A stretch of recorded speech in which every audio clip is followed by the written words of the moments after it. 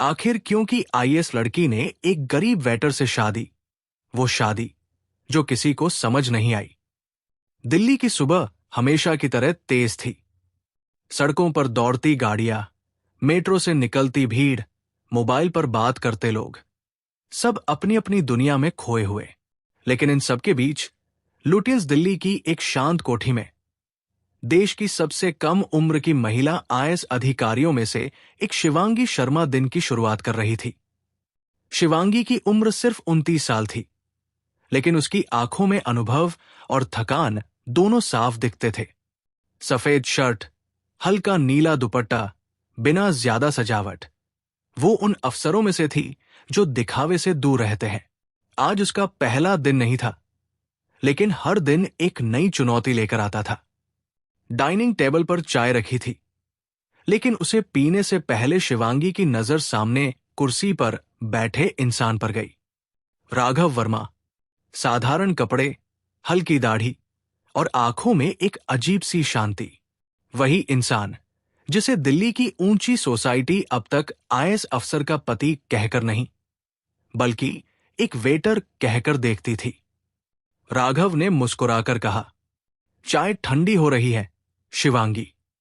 शिवांगी ने सिर हिलाया, हां, बस आ रही हूं। दोनों के बीच बातचीत कम थी, लेकिन खामोशी में भी कुछ था, एक अनकहा रिश्ता। 3 साल पहले, यह कहानी 3 साल पहले शुरू हुई थी। दिल्ली यूनिवर्सिटी के नॉर्थ कैंपस के पास एक छोटे से कैफे में। शिवांगी तब यूपीएससी की तैयारी कर रही थी। किताबों के ढेर, आंखों में सपने और चेहरे पर लगातार तनाव। रोज सुबह वही कैफे, वही टेबल और वही कॉफी, और हर दिन कॉफी लाने वाला वही लड़का, राघव। मैडम, आज भी बिना चीनी? उसकी आवाज में अपनापन था। शिवांगी ने पहली बार ध्यान से उसकी तरफ देखा। तुम्हें याद रहता है? राघव मुस्कुराया। कुछ लोग याद रह जाते हैं। वहीं से बातचीत शुरू हुई। राघव ज्यादा पढ़ा लिखा नहीं था। पिता का देहांत जल्दी हो गया था। मां बीमार रहती थी। कॉलेज छोड़कर उसे काम करना पड़ा, लेकिन जिंदगी को लेकर उसकी सोच साफ थी, ईमानदारी और आत्मसम्मान। धीरे धीरे कॉफी की जगह बातें आने लगी। शिवांगी अपनी तैयारी, डर, असफलताओं के बारे में बताती। राघव ध्यान से सुनता, बिना जज किए। आईएएस बनने का दिन, जब रिजल्ट आया और शिवांगी का नाम लिस्ट में था, तो सबसे पहले उसने राघव को ढूंढा। कैफे में घुसते ही उसने कहा, मैं बन गई आईएएस। राघव की आंखें भर आई। मुझे पता था तुम बनोगी। उस दिन पहली बार शिवांगी ने महसूस किया, ये आदमी उसकी जीत में भी उतना ही खुश है जितना वो खुद। वो फैसला जिसने सब बदल दिया। आईएएस ट्रेनिंग के दौरान भी संपर्क बना रहा। समय के साथ दोस्ती प्यार में बदल गई। लेकिन जब शिवांगी ने शादी का फैसला किया, तूफान आ गया। तुम पागल हो गए हो? पिता की आवाज गूंज रही थी। एक वेटर से शादी, आईएएस बनकर? मां रो रही थी। रिश्तेदार ताने मार रहे थे। सीनियर्स ने समझाया, दोस्तों ने दूरी बना ली, लेकिन शिवांगी का जवाब साफ था, मैं अफसर हूं, लेकिन इंसान भी हूं। और मैंने इंसान चुना है। शादी सादगी से हुई। न कोई बड़ा रिसेप्शन, न अखबार में फोटो। वर्तमान में वापसी। शिवांगी फाइलें उठाकर निकलने लगी। राघव ने पूछा, आज देर होगी? पता नहीं, उसने थके स्वर में कहा। दरवाजे पर पहुंचकर शिवांगी रुकी। पीछे मुड़कर बोली, लोग क्या कहते हैं, उससे तुम्हें फर्क तो नहीं पड़ता? राघव हल्का सा हंसा। जो तुम्हारे साथ चल सकता है, वही मेरे लिए काफी है। शिवांगी की आंखें कुछ पल के लिए नम हो गई। ऑफिस की दुनिया। सचिवालय में कदम रखते ही शिवांगी फिर से मैडम बन गई। फाइलें, मीटिंग, निर्णय। एक सीनियर अफसर ने चाय पीते हुए कहा, आपके पति क्या करते हैं? शिवांगी ने बिना झिझक कहा, ईमानदारी से जिंदगी जीते हैं। कमरे में हल्की सी खामोशी छा गई। शाम को जब शिवांगी घर लौटी, तो राघव ने खाना बना रखा था। साधारण दाल चावल। आज कुछ खास नहीं बनाया, वो बोला। शिवांगी ने थाली देखते हुए कहा, यही तो खास है, दो अलग दुनिया के लोग, एक अफसर, एक वेटर, लेकिन एक ही छत के नीचे, एक ही संघर्ष के साथ। ये कहानी सिर्फ शादी की नहीं है, ये सम्मान, पहचान और समाज से लड़ने की कहानी है। और ये तो सिर्फ शुरुआत है। सुबह की धूप खिड़की से अंदर आ रही थी। राघव ने पर्दा थोड़ा हटाया और बाहर देखा। दिल्ली जाग चुकी थी। रसोई से चाय की खुशबू आ रही थी। शिवांगी आज कुछ ज्यादा ही चुप थी। वो चाय का कप हाथ में लेकर खड़ी थी, जैसे किसी सोच में डूबी हो। आज कोई मीटिंग है? राघव ने सामान्य सा पूछा। शिवांगी ने सिर हिलाया। हां, जरा बड़ी है। राघव समझ गया। जब शिवांगी ऐसे बोलती थी तो बात सिर्फ मीटिंग की नहीं होती थी। सचिवालय की बैठक। आज सचिवालय में एक हाई लेवल मीटिंग थी। मंत्री, वरिष्ठ अफसर, मीडिया सब मौजूद थे। शिवांगी को एक नई योजना की प्रेजेंटेशन देनी थी। उसने पूरी तैयारी की थी। प्रेजेंटेशन शुरू हुई। आंकड़े साफ थे, सोच मजबूत थी। कमरे में सब सिर हिला रहे थे। तभी मंत्री जी मुस्कुराते हुए बोले, शर्मा जी, आपकी काबिलियत पर तो कोई शक नहीं, बस एक निजी सवाल था। शिवांगी चौकन्नी हो गई। जी सर, मंत्री जी ने हल्के मजाक के अंदाज में कहा। आपके पति वही है ना, जो किसी होटल में काम करते हैं? कमरे में हल्की हंसी फैल गई। कुछ अफसरों ने नजरें चुरा ली, कुछ ने खुलकर मुस्कुरा दिया। शिवांगी के कान गर्म हो गए, लेकिन चेहरा शांत रहा। जी हां, उसने सीधा जवाब दिया। वो एक वेटर है। मंत्री जी बोले, काफी अनोखा चुनाव है। उम्मीद है इससे आपके काम पर असर नहीं पड़ेगा। वो पल शिवांगी के लिए किसी थप्पड़ से कम नहीं था। ऑफिस के बाहर मीटिंग खत्म हुई। कॉरिडोर में चलते हुए दो अफसर धीमी आवाज में बात कर रहे थे। आइज होकर ऐसा पति, पता नहीं क्या सोचकर शादी की। शिवांगी ने सब सुना, लेकिन रुकी नहीं। वॉशरूम में जाकर उसने आईने में खुद को देखा। आंखें थोड़ी लाल थी। कमजोर नहीं पड़ना, उसने खुद से कहा। उधर राघव की दुनिया। उसी समय राघव एक रेस्टोरेंट में काम कर रहा था। टेबल साफ करना, ऑर्डर लेना, रोज का काम। एक ग्राहक ने मोबाइल पर बात करते हुए कहा, अरे, आईएएस अफसर की पत्नी का पति वेटर है, सुना है? राघव के हाथ एक पल के लिए रुक गए। वो समझ गया, बात उसी की हो रही है।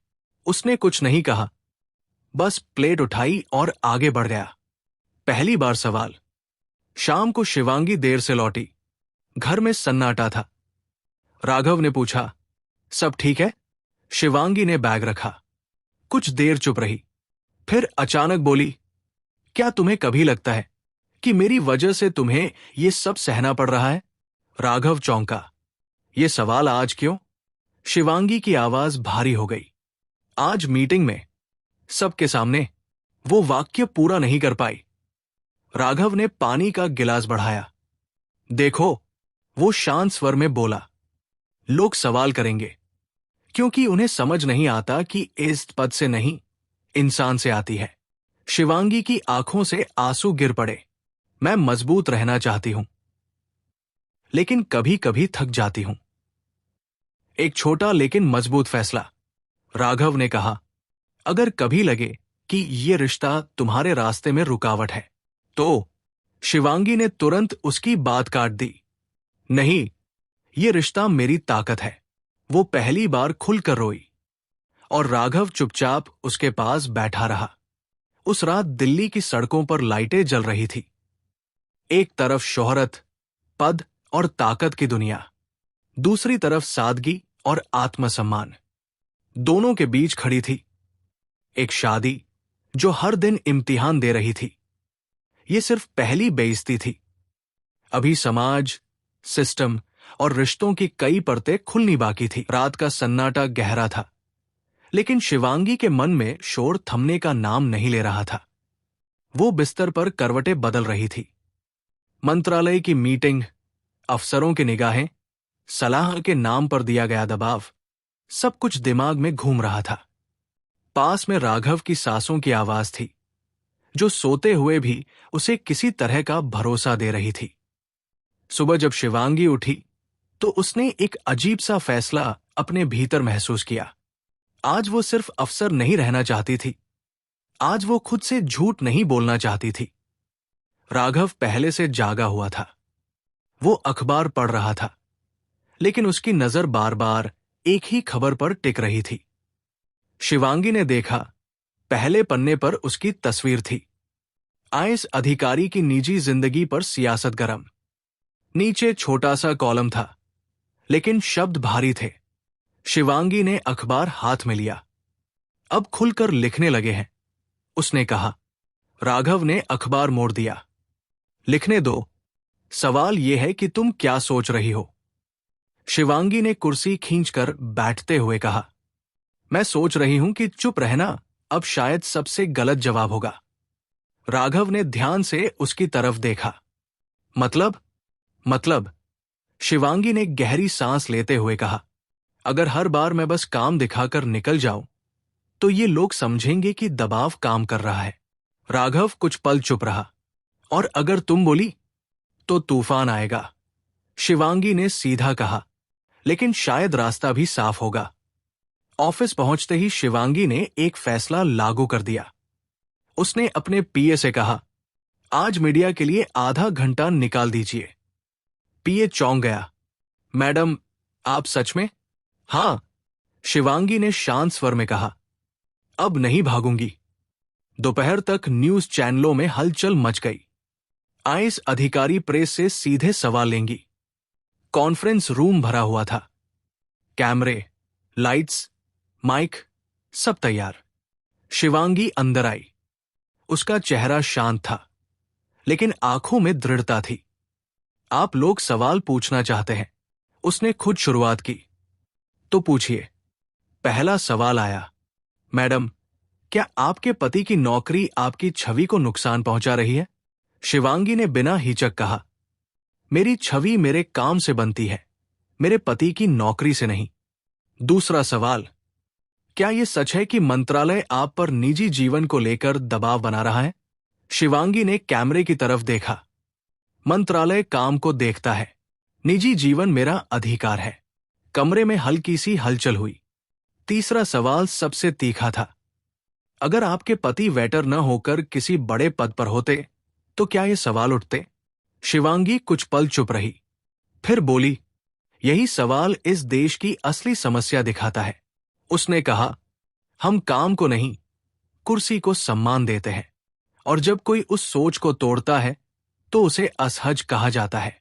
कॉन्फ्रेंस खत्म होते होते माहौल बदल चुका था। कुछ पत्रकार चुप थे, कुछ प्रभावित। उधर राघव टीवी के सामने बैठा सब देख रहा था। उसके हाथ थोड़े कांप रहे थे। जब शिवांगी ने वो आखिरी बात कही तो उसकी आंखें भर आई। तुम अकेली नहीं हो, उसने टीवी की तरफ देखकर कहा। शाम को शिवांगी घर लौटी तो फोन लगातार बज रहा था। समर्थन के मैसेज भी थे और चेतावनियां भी। बहुत आगे मत बढ़िए, सिस्टम याद रखता है। शिवांगी ने फोन साइलेंट कर दिया। राघव ने दरवाजा खोला। तुम ठीक हो? शिवांगी ने थके हुए स्वर में कहा। अब ठीक होने का मतलब बदल गया है। वो सोफे पर बैठ गई। मुझे नहीं पता आगे क्या होगा। राघव उसके सामने बैठ गया।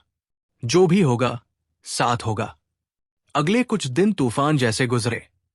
सोशल मीडिया दो हिस्सों में बंट गया। कुछ लोग शिवांगी को साहसी कह रहे थे, कुछ उसे बदनाम करने पर तुले थे। एक दिन शिवांगी को अचानक ट्रांसफर से जुड़ी फाइल दिखाई दी।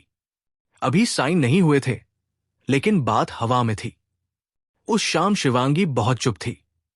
क्या ट्रांसफर से डर लग रहा है? राघव ने पूछा। शिवांगी ने सिर हिलाया। नहीं, मुझे इस बात से डर लग रहा है कि कहीं ये लड़ाई हमें तोड़ न दे। राघव ने उसका हाथ पकड़ा। अगर लड़ाई हमें सच्चा बनाए तो टूटना भी गलत नहीं होता। उसी रात राघव ने अपनी मां से लंबी बात की।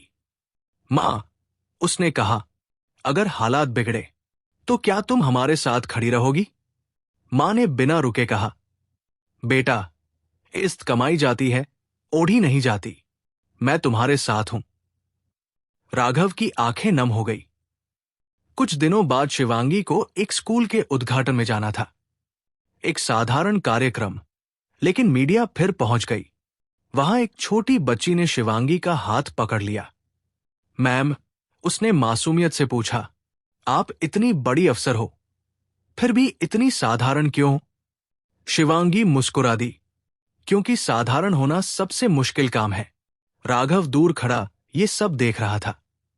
उस पल उसे एहसास हुआ, ये लड़ाई सिर्फ उनके लिए नहीं है। रात को छत पर बैठे हुए शिवांगी ने कहा, अगर कल मेरा ट्रांसफर हो जाए। राघव ने उसकी बात पूरी होने नहीं दी। तो हम नई जगह चाय बनाएंगे, नई लाइब्रेरी ढूंढेंगे और नई शुरुआत करेंगे। शिवांगी हल्की सी हंसी, तुम बहुत आसान बना देते हो सब कुछ, क्योंकि मुश्किलें वैसे भी आसान नहीं होती।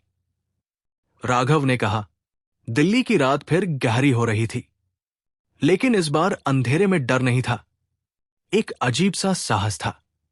तूफान अभी पूरी तरह आया नहीं था, लेकिन अब दोनों जानते थे, भागने का रास्ता बंद हो चुका है। अब जो भी होगा सामने से होगा। शिवांगी के ट्रांसफर की फाइल अभी ठंडी भी नहीं हुई थी कि अगला झटका आ गया। सुबह 8 बजे न्यूज अलर्ट चमका। आईएएस अधिकारी शिवांगी शर्मा पर पुनर्वास प्रोजेक्ट में भ्रष्टाचार के आरोप। राघव ने फोन देखा, उसका हाथ कस गया। शिवांगी नहाकर बाहर आई। उसने स्क्रीन देखी, एक पल के लिए आंखें बंद की। शुरू हो गया। वो बस इतना बोली। टीवी पर एंकर चिल्ला रहा था, कागजों की फाइलें, पुरानी तस्वीरें, आधे सच, पूरे इल्जाम। सूत्रों के मुताबिक जांच बैठा दी गई है। प्रशासन की साख पर सवाल। राघव ने पूछा, ये सच नहीं है ना? शिवांगी ने उसकी तरफ देखा। सच इतना है कि मैंने कभी 1 रुपया भी गलत नहीं लिया। बाकी सच उन्हें बनाना आता है। जांच। सीबीआई की पूछताछ शुरू हुई। ऑफिस सील, फाइलें जब्त। कुछ वही अफसर जो कभी उसकी तारीफ करते थे, अब नजरें चुरा रहे थे। एक सीनियर ने धीरे से कहा, मैडम, ऊपर से आदेश है, ज्यादा सख्ती होगी। शिवांगी मुस्कुरा दी। सख्ती से डरती तो यहां तक पहुंचती ही नहीं। लेकिन रात को घर आकर वो पहली बार टूट गई। अगर मुझे सस्पेंड कर दिया गया, अगर मेरी पूरी मेहनत, उसकी आवाज रुक गई। राघव ने उसे थाम लिया। अगर सिस्टम झूठा निकला तो सच को और ऊंची आवाज चाहिए। राघव का अतीत। उसी दौरान एक और कहानी हिलने लगी। राघव को एक कॉल आया। अनजान नंबर। क्या आप राघव वर्मा बोल रहे हैं? हां, मैं दिल्ली से बोल रहा हूं। एक व्यक्ति आपसे मिलना चाहता है। आपके पिता से जुड़ा मामला है। राघव हंस पड़ा। मेरे पिता तो कब के गुजर चुके। नहीं, उधर से आवाज आई। जिन्हें आपने पिता माना वो नहीं थे। मुलाकात हुई। एक पुराना वकील, धुंधली फाइलें, डीएनए रिपोर्ट। सच सामने आया। राघव देश के एक पूर्व प्रधानमंत्री का गुप्त पुत्र था।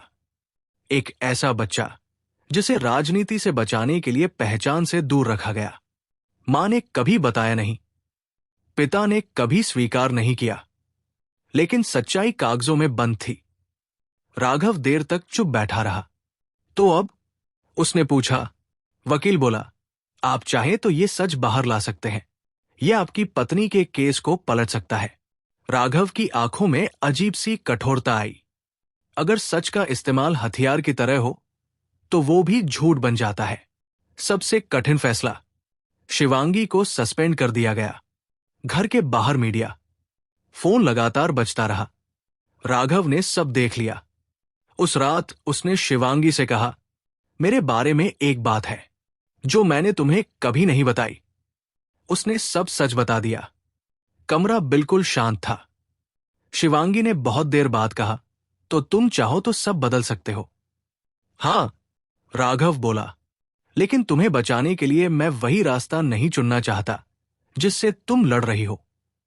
शिवांगी की आंखों में आंसू थे, लेकिन गर्व उससे भी बड़ा था। तब मत चुनो, वो बोली। अगर मैं गिरी तो सच की वजह से गिरूंगी। मोड़, जांच में एक गलती हो गई। एक फाइल जिसे मिटा दिया जाना था सिस्टम में रह गई।